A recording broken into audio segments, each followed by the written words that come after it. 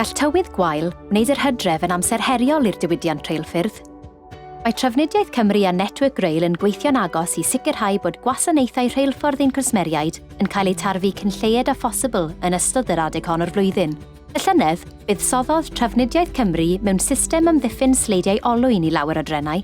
O ganlyniad, gwelsom ostyngiad o 57% mewn difrod i drenau, traciau ac aflonyddwch ar wasanaethau.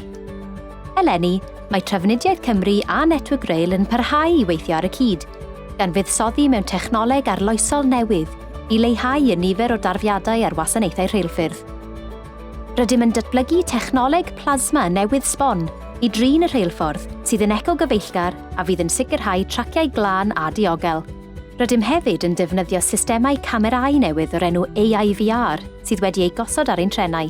Bydd y system yn sganio'n llwybrau ac yn nodi'n awtomatig unrhyw ardaloedd o lys-dyfiant peryglus ar ochr y trac.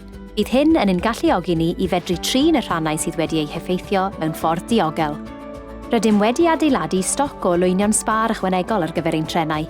Mae ein timau ymateb cyflym yn gweithio'n gyson i gadw ein traciau'n glir ac yn ddiogel, i sicrhau cyn lleied o aflonyddwch a phosibl i'n gwasanaethau rheilffordd yn ystod tymor yr hydref.